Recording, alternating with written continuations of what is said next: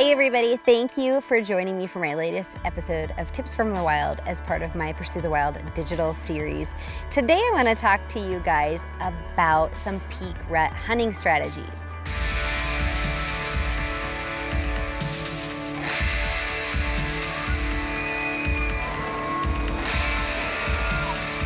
Having hunted elk on public land most of my life, I've made a lot of mistakes that have cost me opportunities on some really nice bulls. If I had elk completely figured out, I wouldn't hunt them. Today, though, I'm going to share with you guys a few tips and hard lessons that I've learned over the years that have cost me some bulls that hopefully you can learn from my experiences and have more success this archery season. As hunters, we can only take the information that we have at the time and devise the best hunting strategy possible, which is always how we end up going, oh, hindsight's 20/20. The best thing you can do is really slow down and pay attention when you're in the woods. As hunters, especially during the times we feel should be peak rut, we all want to hear that big bull bugling. We want to hear him moving cows through the woods. We want to be in on that excitement, and that does happen. But more oftentimes than not, it doesn't happen that way. And we need to slow down and listen for small things.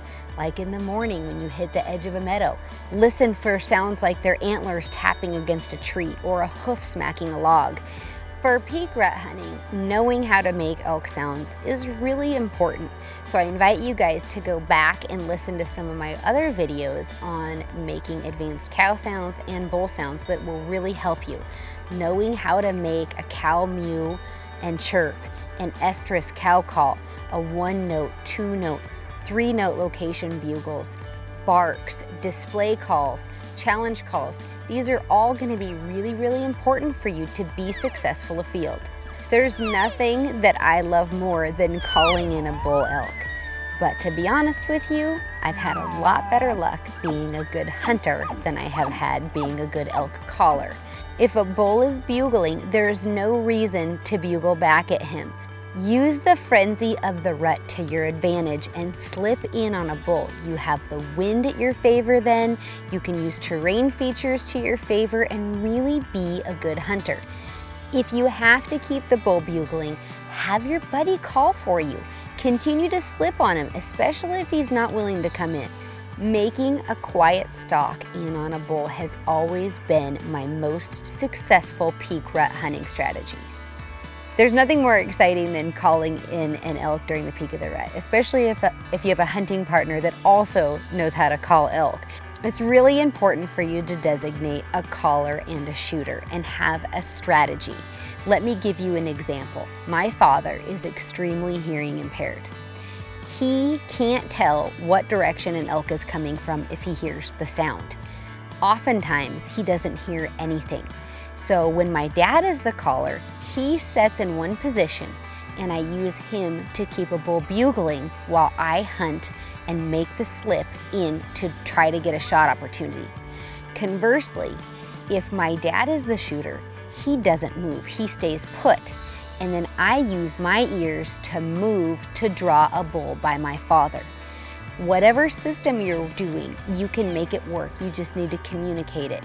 Typically, it is the caller's job to do the moving to draw the bull by the shooter. But if you have somebody in your family like me that's hearing impaired, you can make it work the other way around as well. The important takeaway is that you have a system, you communicate your system, and you stick to the system through your call sequence. Regardless of who is doing the moving on the call set, it's really important that the shooter always remains silent. A bull can pinpoint your location with absolute accuracy. So if you're a shooter and you want to get an in-range shot opportunity, making elk sounds is not a good thing. You want to give your caller the opportunity to either draw that bull by you or for you to make that silent slip and approach a bull. Elk will oftentimes come into the caller's downwind position and circle that, and they'll stay at a distance of about 70 yards or more in some situations.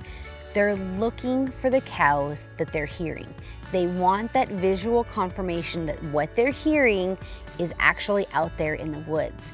And if you want an in-range shot opportunity, with the 70-yard hang up in mind and you start calling, you've just decreased your odds of that bull coming in by 50% or more. So trust in your caller, have a system, and let them do the job of drawing that bull by you.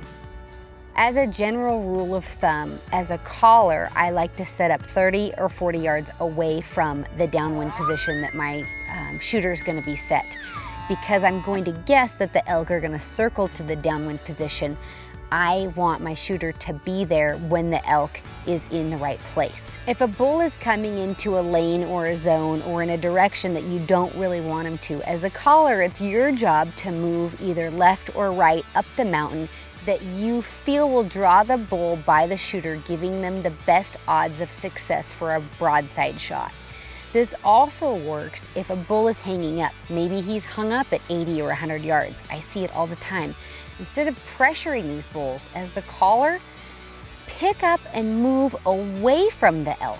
Leave your shooter in the same position and literally get up and sound like a herd of elk moving away. You guys hear it all the time on the mountain where a bull will pick up his cows and they move off. Replicate that. Convince that bull that you are submissive and that you're not interested in a fight.